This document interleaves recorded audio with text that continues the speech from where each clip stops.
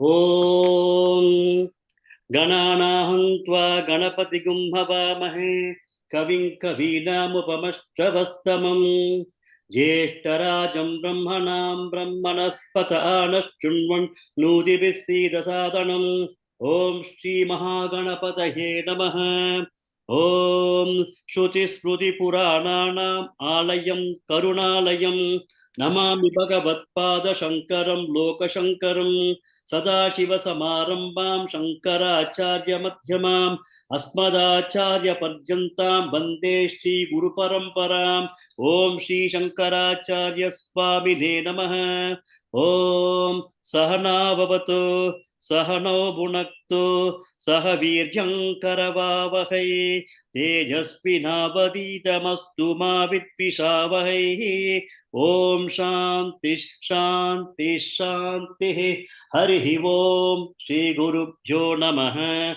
Harihi Om. So I think last week we started from 7th Shloka. So when Kanchana Bahini calls up, we start up with this particular slide and then straight away we go to the Shloka number 7. Okay, I'll transition the slides myself. Kanchana Bahini can call. Yes, yes, Mahodaya. Rajeshwari Shivashankar Bhagini. Namaskaram, sir.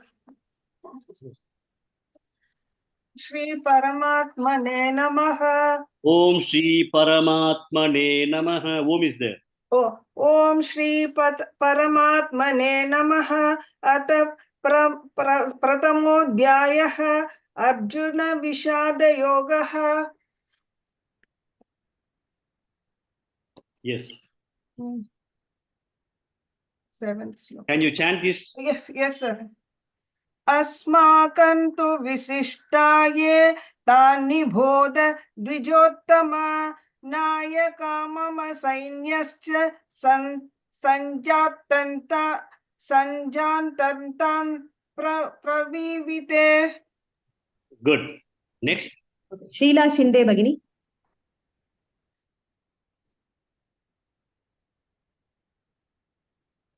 Sheila Shinde Bhagini.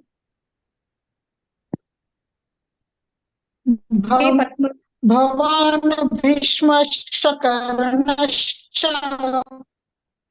Bhavan Bhishmascha Karnascha. Hello? Bhavan Bhishmascha Karnascha Krupascha Samitinjaya Ashwathama. Sorry, sir. Ashwathama Vikarnascha Saumadattistathaivacha. Good. Next. Shall I tell once more?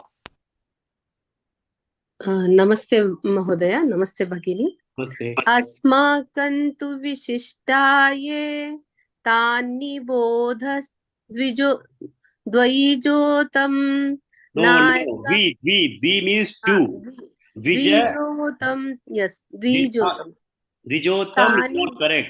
When I have told you in Sanskrit, you don't have im if there is no line at the bottom. Okay. Half matra. Like you see the in is there, no? Asmakam in fact you have in. There's a small line there. That is half matra. When you don't have that, it is Dvijotama. Dvijotama. Dvijotama. Twice born. Yeah. Dvijotama. Correct. Asmakantu Visishtaye Tani Bodha Dvijottama Naeka Mama Sainyasya Sanyarthan Bravimite. Is Sanyartham Tan Bravimite. Sanyarthan Tan. Sanyarthan. Jnanam. That jna is called jna, not ja. Sanjathan Tan Bravimite. Sanjhartan Tan Bravimite. I learned Gna, sir. Gna. Nya. Not na. It's nya, jnanam, ஞாயிற்றுக்கிழமை. Okay. I will practice this. Yes. Okay. Next. Srimati Bhagini. Bhavan Bhishmascha Karnascha Kripascha Samitinjayah Ashwathama Ashwatthama विकर्णश्च सौमदत्तिस्तथैव च सौमदत्तिस्तैव च Saumadattistathaiva cha. सौमदत्तिस्तथैव च Yes, सौमदत्तिस्तथैव च right. धन्यवादः Next. Shanti Bhagini. अस्माकं तु विशिष्टाये तानि बोध द्विजोत्तमां नायका मम सैन्यस्य संज्ञार्थं तान् ब्रवीमि ते। Good. Beena Raja Bhagini. भवान् भीष्मश्च कर्णश्च कृपश्च समितिञ्जयः अश्वत्थामा विकर्णश्च सौमदत्तिस्तथैव च Next. Kashmira Bhagini. अस्माकं तु विशिष्टाये तानि बोध द्विजोत्तम नायका मम सैन्यस्य संज्ञार्थं तान् ब्रवीमि ते। Next. Hariharan Mahodaya. हरि ओम् भवान् भीष्मश्च कर्णश्च कृपश्च समितिञ्जयः अश्वत्थामा विकर्णश्च सौमदत्तिस्तथैव च. I think fairly all of you were able to chant it well. So we'll now move to the next shloka. Before that, just to have a recap on what we discussed last week, last class. Initially, Duryodhana was showing to Drona the Pandavas side. Then he realized that he has to show his army of people also. And then he says in this shloka 1.7 that we also have wonderful warriors in our army. And I'll show you all the people who have assembled here. I'll introduce every one of them to you. First, he says Bhavan. Though Bhishma is the commander-in-chief of the Kaurava army, he wanted to ensure that Drona is pleased with him. So he starts off with telling Bhavan, your honor. So he starts with Drona, then Bhishma, Karna, Kripa. Kripa is also called Sabitinjaya. His adjective for that is Kripacharya is always victorious. So Kripascha Sabitinjaya. Generally, whenever Kripacharya goes for any kind of a fight, he is victorious. That's what is the indication of Sabitinjaya. So here he is talking about Drona, Bhishma, Karna, Kripa, and Ashwathama, Vikarna, Saumadatti. Saumadatti, as I told you, is the grandson of Santanu's brother, which is Bhishma's Bhishma's uncle's grandson is Saumadatti. So he says all these people are lined up. And all of you know Bhishma has got a kind of a boon that he can choose the choice, he can choose the time of his death, and he is invincible. Nobody will be able to beat Bhishma in the case of any war. So he is now showing that, we have got a very strong team of people who are lined up, like Bhishma, Karna. Karna is one of the greatest warriors. He is as good as Arjuna. Kripacharya can never be beaten. Ashwathama is another great warrior. He is the son of Drona. He had all the kinds of capabilities that Dronacharya also had. He is there. Vikarna is also another great warrior. So he says that we are also having wonderful people who are lined up in our side to support the Kauravas in this war. Now, next shloka. We have not covered this shloka, right, Kanchana? 9 is done, Mahodaya. 9 is done. Okay, then I'll just take the meaning of this shloka. Anyecha Bhavashura. Apart from this, he initially talked only on the big names of Kaurava team. Apart from that, he says Anye. In other than that, also Bhavaha Shuraha. Lot of great warriors are there. Madarte Tyakta Jivitaha. Those people who have come to sacrifice their life for the sake of me. So here there is a small technical error that Duryodhana has made. Madarte Tyakta Jivitaha means people who have sacrificed their lives for me, which means the people are already dead. So this is what they say, Deva Vakyam. You sometimes spill some words out of your mouth unknowingly, and that becomes true also. Here, instead of saying that these people have come to support me in the war, his words that came in the war front was that these people have given up their lives for me, which means that they're all dead army already. Or this is what they say, it is going to be a premonition of what is going to come in the future in the war. Then, so he says that Anyecha Bahava Shuraha Matatye Tyakta Jivitaha. We have got so many other people who are lined up, who are willing to sacrifice their life for me. And then Nana Shastra Praharanaha. Nana means variety of Shastra and Praharanaha. Shastra means anything that is held in the hand and fought. Like you have got a gada, mace, or you got a sword. All these things the warriors keep in their hand and then they fight. And whenever they are fighting, this will be always in their hand. So there are multiple people having these shastras with them. And there's also the praharanaha. Praharanaha are those kinds of weapons which are launched, like the bow and arrow. The arrow is launched. Okay, he does not fight with a bow in his hand and then go and fight. No, he launches the arrow. Anything that is launched is called the praharanaha. Like today's missile is a praharanaha. Today's shooting with the gun is a praharanaha. Okay, so there are people who are very capable in terms of using arms which can be held in the hand like shastra, gada and swords, and praharanaha which can be launched. And then sarve yuddha visharadaha. All these people are excellent people, capabilities are exemplary in terms of warfare. So he is also now telling that we have got all these kinds of people who are all capable of excellent warfare in terms of shastra and praharanaha. And these people have all assembled for the sake of supporting me. But he used the wrong word, madatye tyakte jivitaha, which we'll try to ignore at this point in time. But what they say is that sometimes it is called deva. It just comes into your mouth and that happens. So Duryodhana said that for these people who have come and given up their lives, he said given up their lives, he should not have told that kind of a thing, but it is the kind of a deva vak has come out of his mouth. We'll go to the next shloka. Next. Sugam Bhagini. Yes, sir. Aparyaptam. Aparyaptam. Aparyaptam. Tad. Tad. Tad. Asmakam. Asmakam. Asmakam. Tadasmakam. Tadasmakam.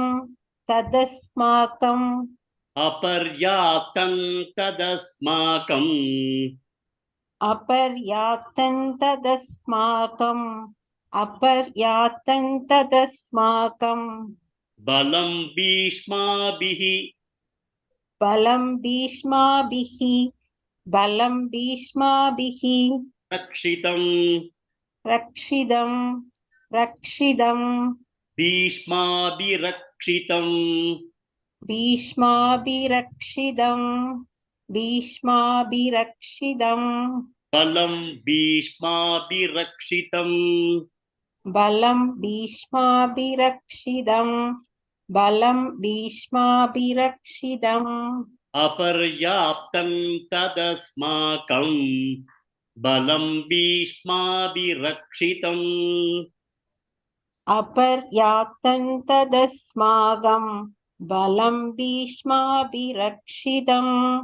Aparyaptam tadasmagam. Balam bhishmabhirakshidam. Good. Next. Lakshmi Bibi Bhagini. Yes, ma'am. Paryaptam. Paryaptan. Paryaptan. Okay. Now, when you say alone, you should say paryaptam. When you say together, you should say paryatan pitamedesam. So when I say it, only that pada, I'll say paryaptam.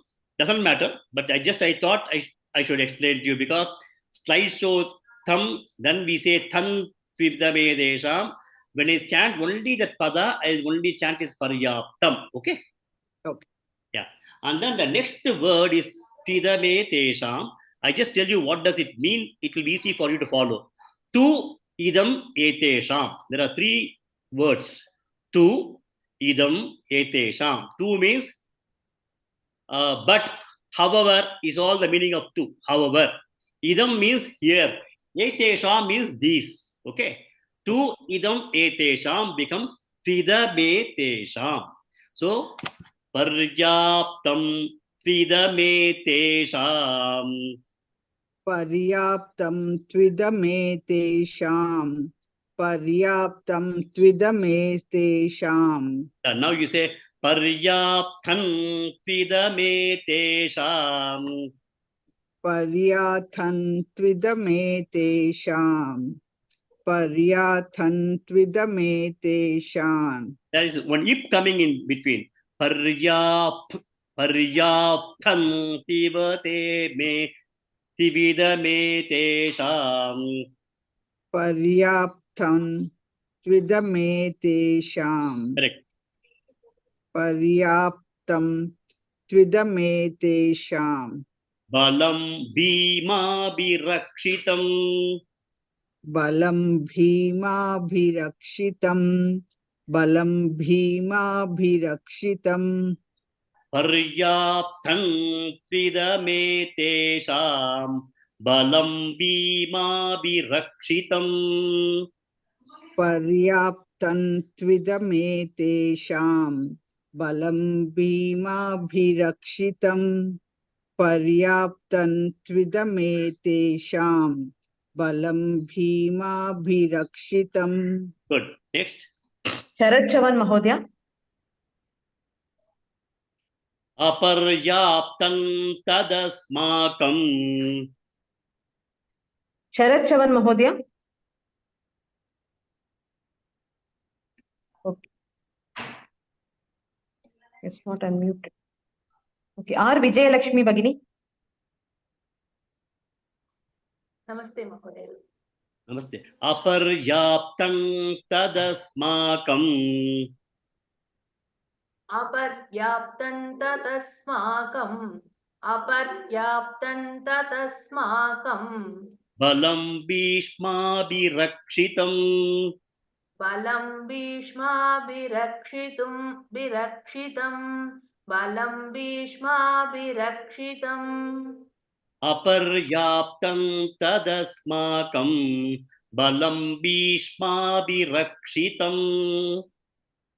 Aparyaptam tatasmakam.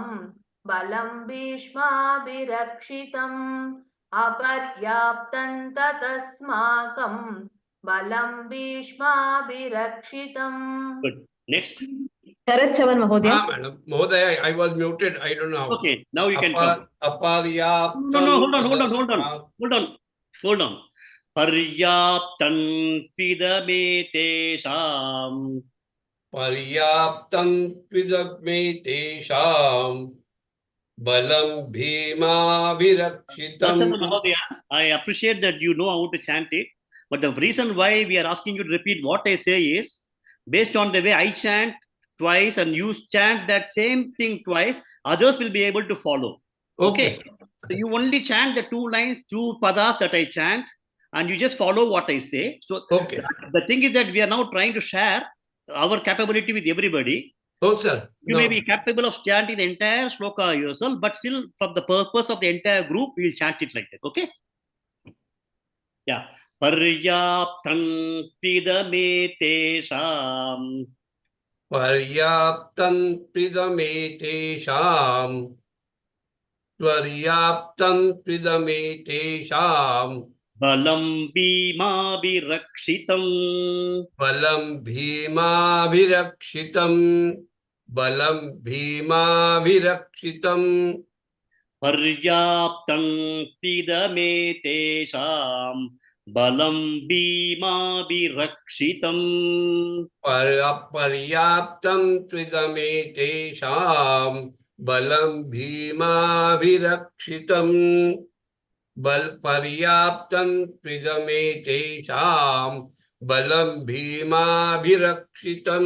Very good. Next. Shweta S. Bagini. Yes, Bagini. Aparyaptam tadasmakam. Balam bhishma birakshitam. Aparyaptam tadam dishmakam. Balam bhishma birakshitam. Again. Aparyatam tadam. I told you, tad asmakam. Asmakam is ours. Asmakam saha kudumbasya.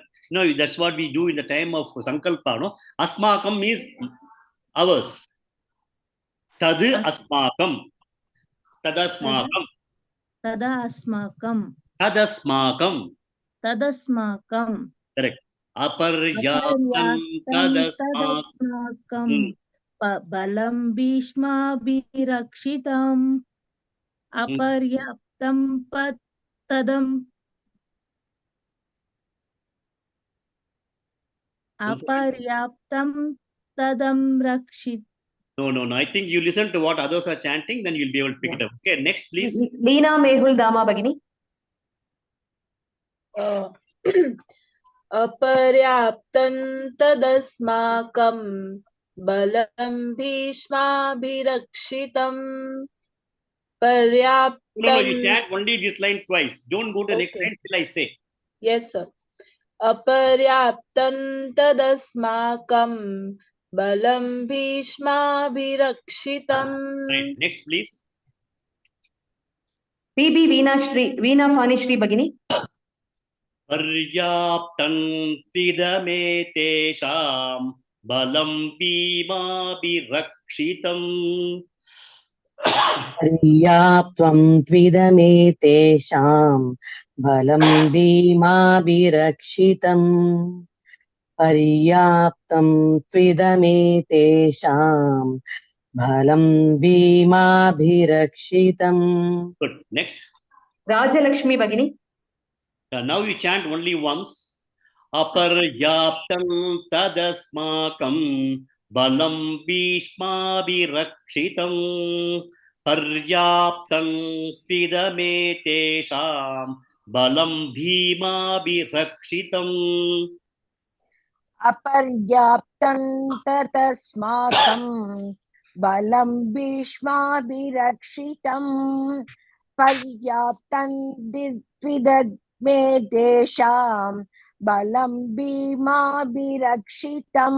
Good. Pidame tesham, not desham. Just keep in your mind. Next, please. Okay. Jyotirmayi Bagini.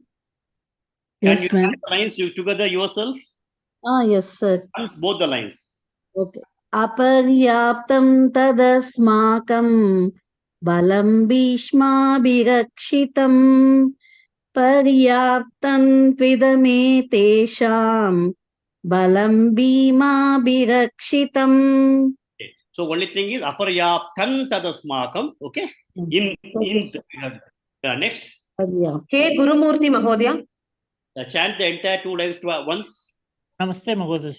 Namaste.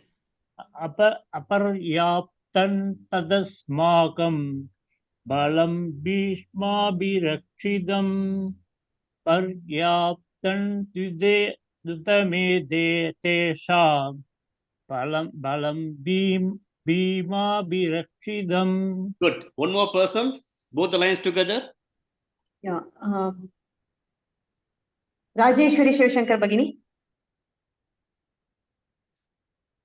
Aparyatam tatasmakam balam bhima birakshitam paryatam dvidame tesham balam bhima birakshitam.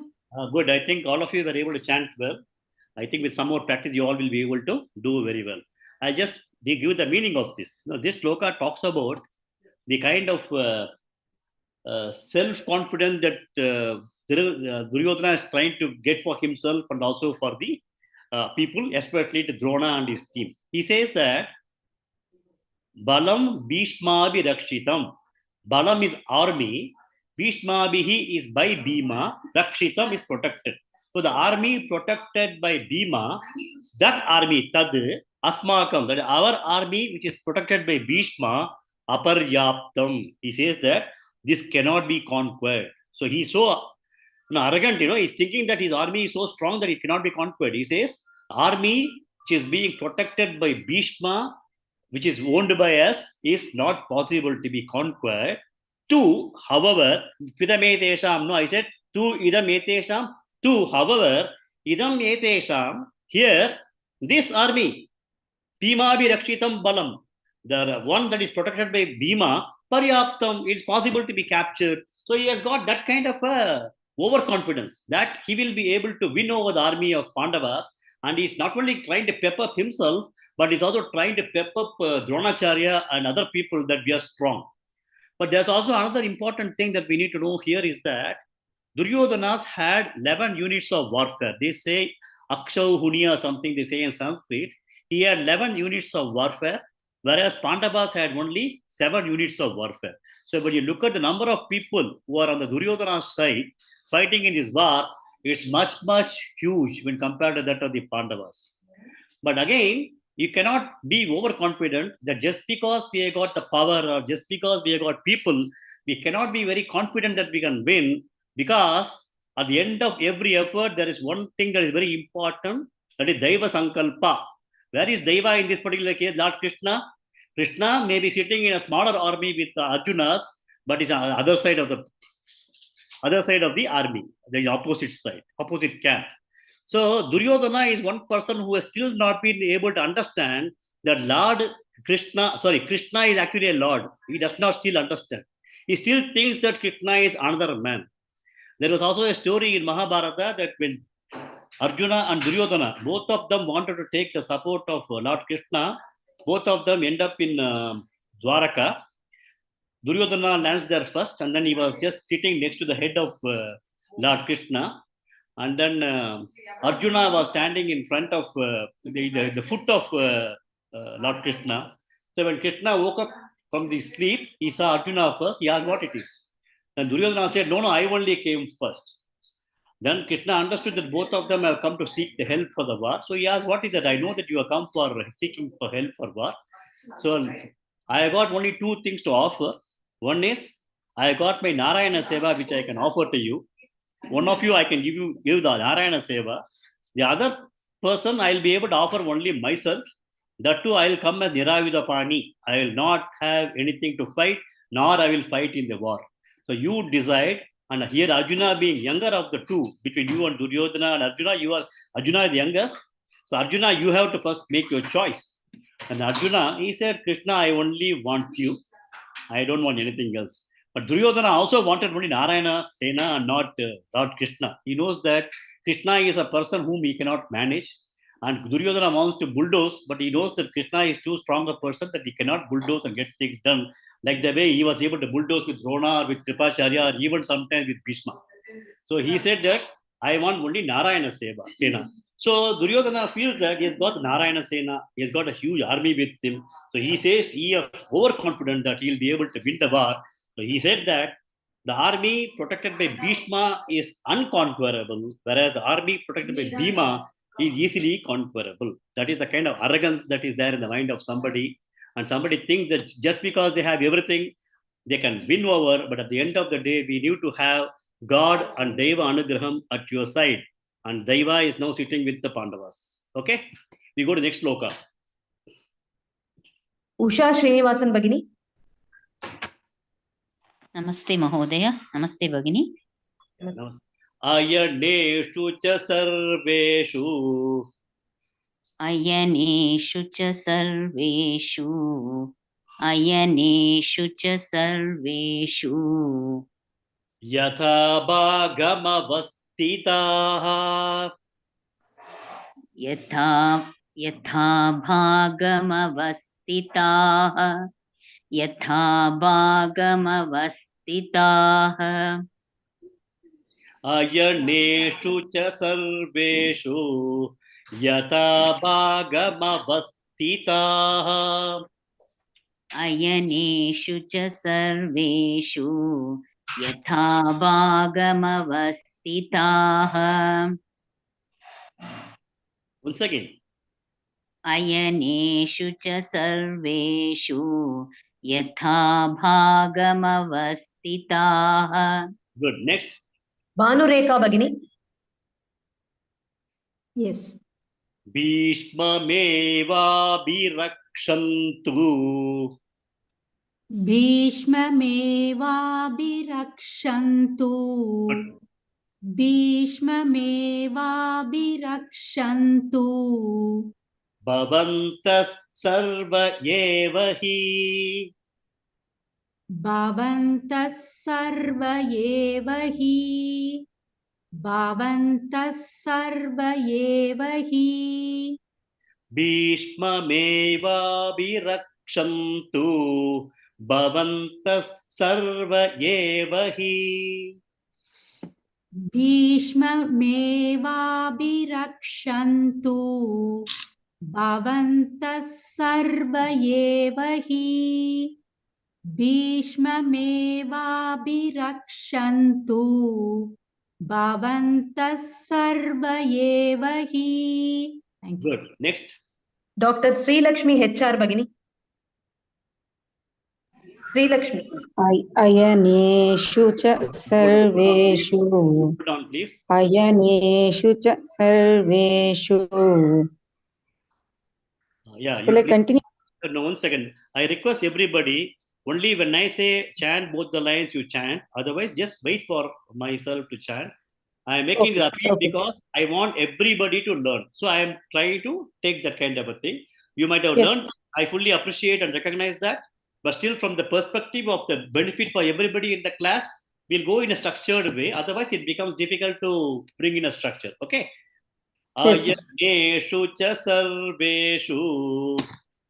अयनेषु च सर्वेषु अयनेषु च सर्वेषु यथा भागमवस्थिताः यथा भागमवस्थिताः यथा भागमवस्थिताः अयनेषु च सर्वेषु यथा भागमवस्थिताः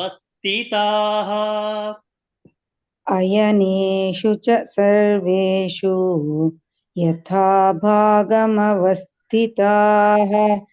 अयनेषु च सर्वेषु यथा भागमवस्थिताः. Very good. Next.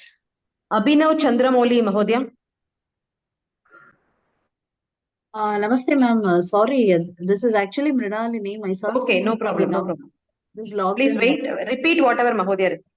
Sure.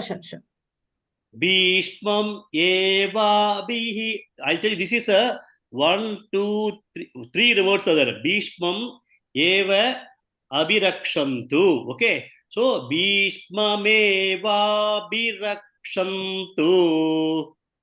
भीष्ममेवाभिरक्षन्तु भीष्ममेवाभिरक्षन्तु भवन्तः सर्व एव हि भवन्तः सर्व एव हि भवन्तः सर्व एव हि भीष्ममेवाभिरक्षन्तु भवन्तः सर्व एव हि भीष्ममेवाभिरक्षन्तु भवन्तः सर्व एव हि भीष्ममेवाभिरक्षन्तु भवन्तः सर्व एव हि. Very good. Next. Shanti Bagini. Yes, sir. अयनेषु च सर्वेषु यथा भागमवस्थिताः अयनेषु च सर्वेषु यथा भागमवस्थिताः अयनेषु च सर्वेषु यथा भागमवस्थिताः. Very good. Next. Shivaraya Bhatt Mahodaya. भीष्ममेवाभिरक्षन्तु भवन्तः सर्व एव हि. Hasn't come Mahodaya. Shivaraya Bhatt Mahodaya. Okay, Beena Raja Bagini. Yes, Bagni. भीष्ममेवाभिरक्षन्तु भवन्तः सर्व एव हि. भीष्ममेवाभिरक्षन्तु भवन्तः सर्व एव हि भीष्ममेवाभिरक्षन्तु भवन्तः सर्व एव हि. Good. Next. हरिहरन् महोदय. अयनेषु च सर्वेषु यथा भागमवस्थिताः भीष्ममेवाभिरक्षन्तु भवन्तः सर्व एव हि. अयनेषु च सर्वेषु यथा भागमवस्थिता भीष्म एवाभिरक्षन्तु भवन्तः सर्व एव हि.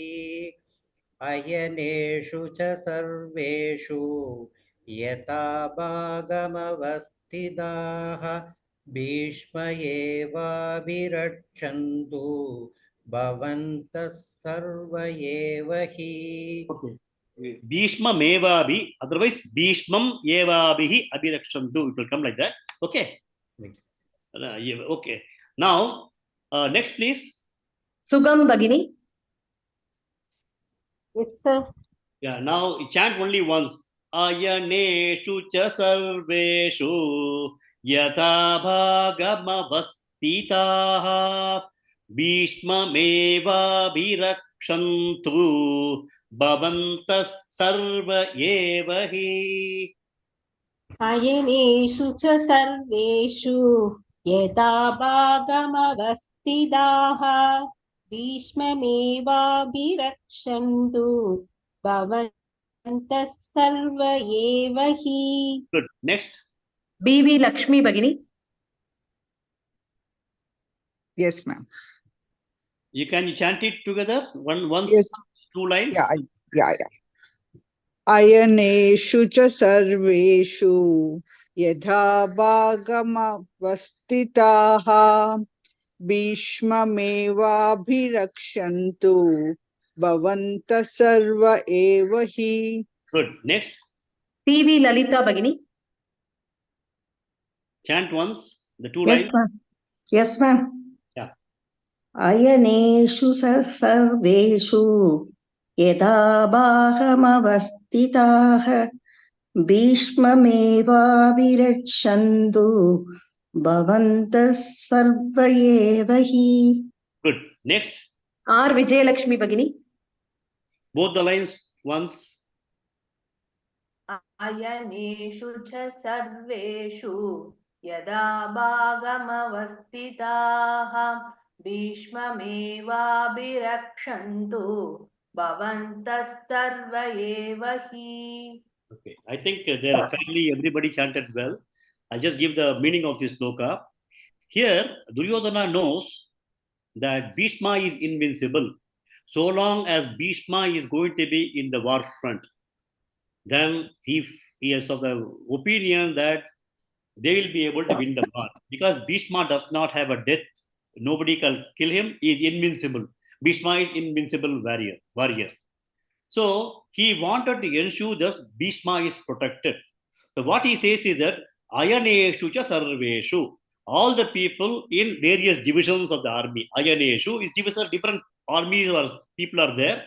So all the people in the various divisions of the army, Ayaneshu cha sarveshu yatha bhagam avastitaha, wherever you are currently asked to be positioned. So Duryodhana, entire army is in position now. He said, wherever you are all positioned right now with the army formation, all the divisions of every one of you, Bhishmam eva abhirakshantu. Ensure that only Bhishma is protected from all the sides. Abhirakshantu. All the sides, Bhishmam eva. Please protect Bhishma only. Bhavantaha. He is also telling, Drona sarva eva hi. Everybody here and you, everybody should ensure that Bhishma is protected and everybody will be there in their own locations, but across all the sides, they will also ensure that Bhishma is protected. Because he was of the opinion that so long as Bhishma is not defeated in the battle, he is of the opinion that they will be able to win the war. Okay, so now he says, everybody please protect Bhishma from all the sides, including Dronacharya. You also please take care of him. Right? Now next shloka. Hey Gurumurti Mahodaya. Namaste, Mahoday. Namaste. Tasya sanjanayan harsham. Tasya sanjanayan harsham. Very good. Tasya sanjanayan harsham. Kuru vriddha pitamaha. Kuru vriddha pitamaha. Kuru vriddha pitamaha. Tasya sanjanayan harsham. Kuru vriddha pitamaha. Tasya sanjanayan harsham. Kuru vriddha pitamaha. Tasya sanjanayan harsham. Kuru vriddha pitamaha. Very good. Next. Sharat Chavan Mahodaya. Tasya sanjayanas. Mahajaya, please, I have one more request to Wait. you. I request that only after I say you can chant. Oh, sorry. Please, Sorry. it's a humble request to everybody. Humble request. Okay. Simhanadam vinod yochaihi vinat yochaihi. Simhanada vinod yochaihi. I made a mistake. It is vinadya uchaihi. Vinadya uchaihi. Vinat yochaihi. Okay. Simhanadam vinadya uchaihi. Simhanadau vinat yochaihi. When we have the sandhi rule, it will become Simhanadau vinat yochaihi. Simhanada vinod yochaihi. Simhanada vinod yochaihi. To say Dau vinat yochaihi. Simhanadau vinat yochaihi. Simhanada vinod yochaihi. Vinada uchaihi. Simhanadam, that is Simhanadam. Yeah, Simhanadau. Dau instead of dam, you say dau. Simhanadam vinod yochaihi. Repeat again. Simhanadam vinod yochaihi. Not Vinod. Simhanadau vinad yochaihi. Vinadya uchaihi. Vinadya uchaihi. Vinad yochaihi. Simhanadam vinad yochaihi. Once again. Simhanadam vinad yochaihi. Just only one correction here. When you have that dam and v coming as a sandhi, Simhanadau vinat, not dam vinat yochaihi, dau vinat yochaihi. Okay. Simhanadau vinat yochaihi. Simhanadau vinad yochaihi. Simhanadau vinad yochaihi. Shankhandadmau pratapavan. Shankhandadmo pratapavan. Shankhandadmo pratapavan. Simhanadau vinat yochaihi. Simhanadam vinod yochaihi. Okay, I'll finish the full line, then you can chant. Simhanadau vinat yochaihi. Simhanadau vinod yochaihi. No, I am chanting the full line and then you chant, okay? Simhanadau vinat yochaihi. Shankhandadmau pratapavan. Simhanadam vinod yochaihi. Shankhandadmo pratapavan. Once again.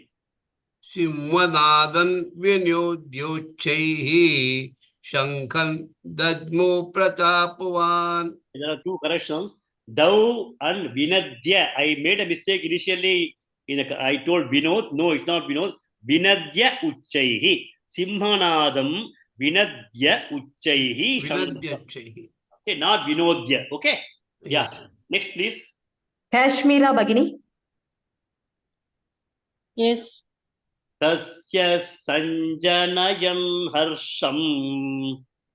तस्य सञ्जनयन् हर्षम् तस्य सञ्जनयन् हर्षम् कुरु वृद्धः पितामहः कुरु वृद्धः पितामहः कुरु वृद्धः पितामहः तस्य सञ्जनयन् हर्षम् कुरु वृद्धः पितामहः तस्य सञ्जनयन् हर्षम् कुरु वृद्धः पितामहः तस्य सञ्जनयन् हर्षम् कुरु वृद्धः पितामहः. Very good. Next. Rajalakshmi Bhagini. Namaskar, Mani. Namaskaram. Simmanadau vinadyochaihi. Simhanadav vinadyochaihi. Simhanadav vinadyochaihi. Shankan dadmau prathapavan. Shankan dadmau pratapavan. Shankan dadmau pratapavan. Simhanadau vinadyochaihi. Shankan dadmau prathapavan. Simhanadav vinadyochaihi. Shankan dadmau pratapavan. Simhanadav vinadyochaihi. Shankan dadmau pratapavan. Good. Next, please. Bhanureka Bhagini. Yes. Tasya sanjanayan harsham kuru vruddhah pitamahah simmanadau vinadyochaihi shankan dadmau prathapavan. Chant once. तस्य सञ्जनयन् हर्षं कुरु वृद्धः पितामहः सिंहनादविनद्योच्चैः शङ्खं तद्मौ प्रतापवान्. Good. Next. Leena Mehul Dama Bhagini.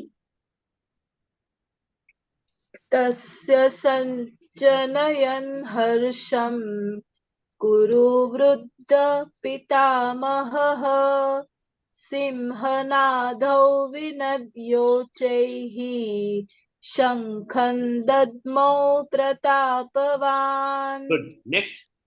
PB Veena Phaneshri Bhagini.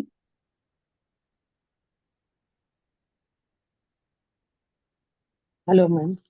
Yeah, can you chant the 2 lines once? Yes, sir. Yeah. Tasya sanjanayan harsham kuru vruddha pitamaha. Tasya sanjanayan harsham kuru vruddha pitamaha. Simhanadam vinadyochaihi शङ्खं दद्मौ प्रतापवान् सिंहनादं विनद्योच्चैः शङ्खं दद्मौ प्रतापवान्. Good, but the second line, Simmanadau vinadyochai, dau vinadyochaihi, shankhan dadmai, kan dadmau. Okay? Shankhan dadmau. In is that in red color they have showed it there, no? So when you pronounce it, you should say shankhan dadmau. Okay. Yeah, next. Jyotirmayi Bhagini. Chant it only once, please. Once, both the lines. Yes, sir. तस्य सञ्जनयन् हर्षं कुरु वृद्धपितामहः सिंहनादौ विनद्योच्चैः शङ्खं दद्मौ प्रतापवान्. Good. Next, one more person. Usha Srinivasan Bhagini. Yes, ma'am. तस्य सञ्जयनन् हर्षं कुरु वृद्धपितामहः सिंहनादौ विनद्योच्चैः शङ्कं दद्मौ प्रतापवान्. And the first line again. तस्य सञ्जनयन् हर्षं कुरु वृद्धः पितामहः. कुरु वृद्धद्. You are right. Yeah. Next, please. One more person. Srimati Bhagini.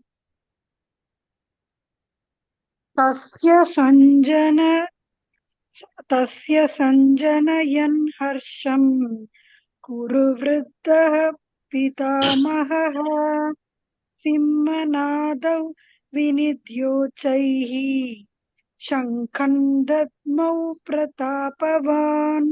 Okay, I think fairly everybody has chanted well. I'll go to the meaning of this shloka. Kuru Vriddha Pitamaha. Who is the Vriddha means old person. Okay. Who is the oldest person in the Kuru dynasty who is called Pitamaha? It is Bhishma. So Kuru Vriddha Pitamaha is talking about Bhishma. Okay. And Bhishma is the commander-in-chief of the army of the Kauravas. Now he was seeing the discussion between Duryodhana and Drona. He was seeing all those things. And then he realized that Duryodhana is still not very confident. He's trying to act confident, but still there's a lot of worry in him. So he felt that as the commander-in-chief of the army, it is his responsibility to make him happy. He has got to make him feel good. So in order to make him feel good, Sanjanayan Harsham. Harsham means feeling good. In order to make him feel good, what he wanted was that he wanted to start the war. Okay. At the end of the day, he is there as the commander-in-chief only for the purpose of the war. So what he did was that Simhanadam Vinadya Uchaihi. He was roaring in the highest voice. Uchaihi Vinadya. That is, he was roaring like a lion. Bhishma started giving a war call. At the end of the day, the war call has to be given because they have fixed the war. So he starts roaring with the top of his voice, and then he took his Shankha. Shankam Dadmo Pratapavan. Pratapavan is one of the great warrior, that is Gilpa Vitabaha. He took his Shankha, that is conch, and also started blowing it. So in order to make Duryodhana feel good, he is giving the war call now. And the war call was that he made a very big roar like a lion, and then he takes his shell, conch shell, and then he does Shankam Dadmau. Cannot hear anything. Everybody, nobody is hearing me? We could hear, sir. We could hear. We can hear, sir. Can hear. Okay. So he was blowing his conch. Okay. So he is just now making a Pitamaha, Kuru Vriddha Pitamaha Bhishma Acharya. Bhishma has now given a war call by roaring and shouting and then blowing up his conch. Okay. Now next shloka, please. Next. Yeah. Sheila Shinde Bhagini. Yes, ma'am. Tata Shankascha Bheryascha. Tata Shankascha Bheryascha. Tata Shankascha Bheryascha. Panavanaka Gomukaha. Panavanaka Gomukaha. Panavanaka Gomukaha. Tata Hold on. I'll tell first and then you chant. Okay. Tata Shankascha Bheryascha. Panavanaka Gomukaha. Tata Shankascha Bheryascha. Panavanaka Gomukaha. Tata Shankascha Bheryascha. Panavanaka Gomukaha. Okay. K. Padma Bhagini.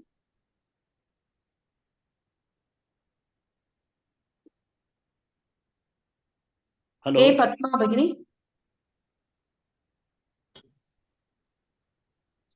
Yes, sir. Okay. The next Namaste, line, Mahodaya. Namaste. The next line is Sahasaivabhya Hanyanta is there, no? Sahasa Yeva abhyahantyanta. That is the way you got to stick the particular word. So sahasa eva abhyahanyanta is the word. So when you chant it together, it becomes sahasaiva abhyahanyanta. Sahasaivaabhya hanyanta. Very good. Sahasaivaabhya hanyanta. Sashabdastu mulo bhavat. Sashabdastu mulo bhavat. Sashabdastu mulo bhavat. Sahasaivaabhyahanyanta. I can't hear anything.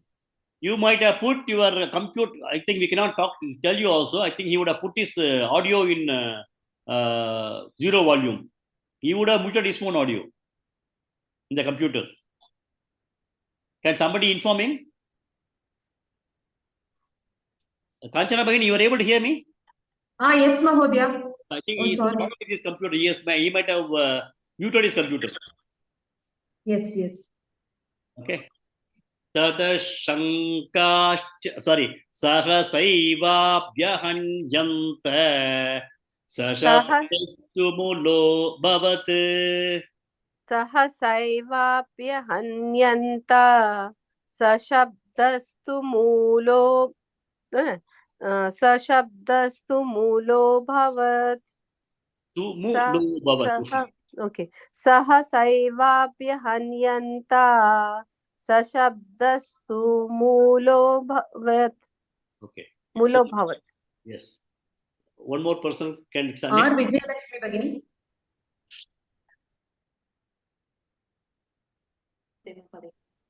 Tata shankascha beryascha. Tadasankasya beryascha. Tadasankasya beryascha. Panavanaka gomukaha. Panavanaka gomukaha. Panavanaka gomukaha. Tata shankascha beryascha. Panavanaka gomukaha. Tadasankasya beryascha. Panavanaka gomukaha. Tadasankasya beryascha. Panavanaka gomukaha. It's not shankascha, it is shankascha. There's a print mistake in your book. You just make a correction. It's shankascha. Shankaha. Okay. Shall I repeat again, sir? Yes, please. Tadasankasya beryascha. Panavanaka gomukaha. Good. Next. Tadasankasya Rinalini Gopalan beryascha. Bhagini. I'm beginning. Sahasaivaabhyahanyanta. Sahasaivaabhyahanyanta. Sahasaivaabhyahanyanta. Sashabdastu mulo bhavat. Sashabdastu mulo bhavat. Sashabdastu mulo bhavat. Good. I think we'll stop it for the day here. I'll just give a next 1.5 minutes. I'll try to give the meaning of this shloka, and tomorrow again we'll start with the same shloka. So once Bhishma started roaring like a lion in the topmost of his voice, Vinadya Uchaihi, he was roaring, Simhanadam Vinadya Uchaihi. Then he was also blowing his tongue, Shanko Dadmau. He was also blowing his. So once Bhishma gave the war cry, then everybody who was having a shanka, that is the conch in the army of Pandavas, they all started blowing their conches. Tataha shankascha, everybody started blowing their shanka. And Berya is called kettle drum. You might have seen a drum with having a hemispherical bottom. No? Like in the case of Kerala, they have kendavelam. So this is the kind of kendavelam. So somebody started drumming. He started drumming. Panavana is supposed to be Panava is supposed to be another type of it is called the tabor. They have something in the hand and then they start beating with the two things. No? You might have seen that in the case of our Ganesh Chaturthi puja and all, they'll have a huge drum. Both sides they'll hit with sticks. It will be a small drum like it. So that is Panava. Then Anaka is supposed to be a trumpet. It's called somebody was blowing the trumpet and somebody was blowing the Gomuka. The Gomuka is a cow horn. Cow horn also is used as a kind of a instrument. You would have seen some instrument which is having a small hole at the mouthpiece, and then it starts expanding like that. Like in the case of Tutari, they say in the case of Maharashtra and all. So that is all Gomuka. Gomuka is a cow's horn. It almost looks like a cow's horn. So what is that it's telling is that once Bhishma made the war cry and then he started blowing, then everybody is starting to blow their conches. Everybody started beating the drums. Somebody blowing the trumpets. And then everybody suddenly started playing everything. Sahasaiva vya hanyantaha. Suddenly everybody started playing all the types of big things. But now all of them are musical instruments. But these musical instruments are not able to produce the kind of normal melodious music. So it is giving such a kind of unsynchronous, huge noise in the particular war field. The shabda tumulo bhavati. The sound was reverberating and it was making the even earth shake. And it is also giving a lot of energy for the people, but it is making everything shake. Now, when you have a huge speaker in the house and play it a high volume, the entire house starts rattling, So that is the kind of noise that was produced with various kinds of instruments, drums and trumpets and conches, and everybody beating to their own rhythm. There was no melody in that. The sound was so high that everything was shaking. There was a tremendous amount of war cry which started coming from the entire group of the Kaurava army. So we'll take it up again tomorrow and continue with this particular thing. Okay. Om Purnamadah Purnamidam Purnat Purnamudachyate Purnasya Purnamadhaya Purnameva Vashishyate Om Shanti Shanti Shanti Om Yadaksharapada Prashtam Matra Hinam Tiyad Bhavet Tatsarvam Kshamyatam Deva Narayana Namostute Visarga Bindu Matrani Padapadaksharaani Cha Nyunani Chatiriktaani Kshamaspa Purushottama Anyata Charanam Nasti Tvameva Sharanam Mama Tasmat Karunya Bhavena Raksha Raksha Janatana Raksha Raksha Janardana Raksha Raksha Janardana Om Shanti Shanti Shanti Harihi Om Shri Gurubhyo Namaha